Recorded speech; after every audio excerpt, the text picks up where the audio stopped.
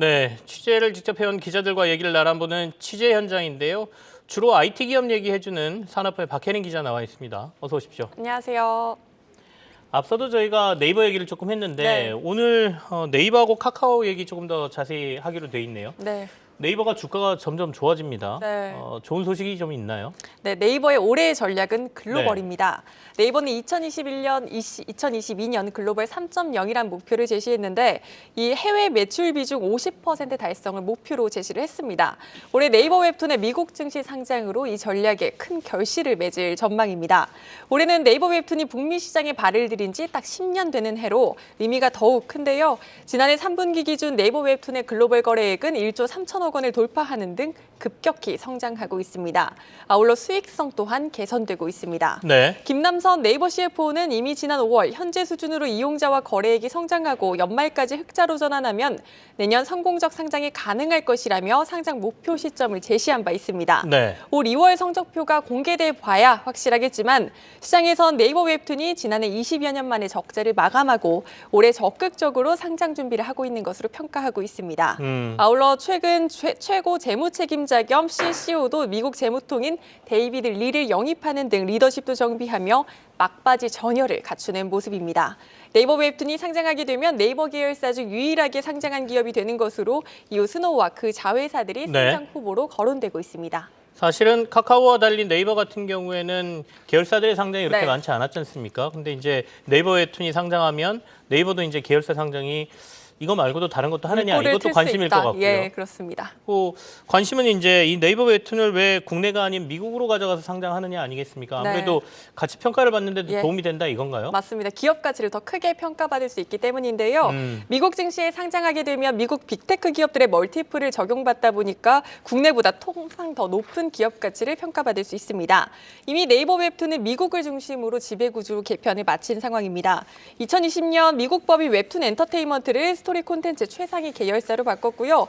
2021년 인수한 캐나다 웹소설 플랫폼 와패드 지분 전량을 웹툰 엔터테인먼트에 넘기면서 웹툰 엔터테인먼트에서 네이버 웹툰, 와패드로 이어지는 지배구조 수직 계열화를 진행해 IPO 추진을 위한 몸집 키우기를 마친 상황입니다. 아울러 이미 성숙기에 접어든 국내와는 달리 미국 시장은 아직 잠재력이 무궁무진하다는 평가를 받고 있습니다. 한국의 IP가 글로벌 확장 가능성이 입증된 현 상황에서 디지털 전환율이 13%에 불과한 미국에서 장기적인 성장의 기회를 찾을 수 있을 것이란 분석이 나오고 있습니다. 사실은 이제 웹툰 이런 거 하면 일본이 워낙 시장이 크다 보니까 일본으로 가는 것도 괜찮지 않나 싶은데 아무래도 사업 비즈니스가 미국에 많다 보니까 미국을 택한 것 같습니다. 그러면 상장하면 기업 가치는 어느 정도 평가받을 걸로 예상이 돼요? 네, 지난해 상반기 기준으로 보면요. 네이버가 판단한 웹툰 엔터테인먼트의 기업 가치는 약 7조 4천억 원입니다. 현재 증권가에선 9조 원을 웃도는 것으로 보고 있는데요. IP 비즈니스를 확장하며 기업 가치와 수익성도 크게 확대될 전망입니다. 증권가에선 올해 네이버 웹툰의 IPO 시점을 황금 타이밍이다. 이렇게 꼽고 있습니다. 때마침 마블 및 디즈니의 인기가 시들해지면서 콘텐츠 공백기가 발생하고 있기 때문인데요.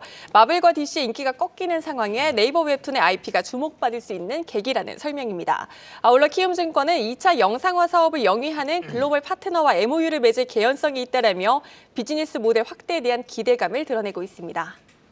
자, 이제 웹툰 관련해서는 이렇게 얘기를 듣고 그 외에도 네이버가 하는 사업들이 많지 않습니까? 그중에 해외에서 미국에서 포시마크라는 회사를 인수하고 난 이후에 뭐 비싸게 샀네 뭐 여러 가지 얘기들이 나왔는데 지금은 어떻습니까? 네, 고가 인수 논란이 일었었죠.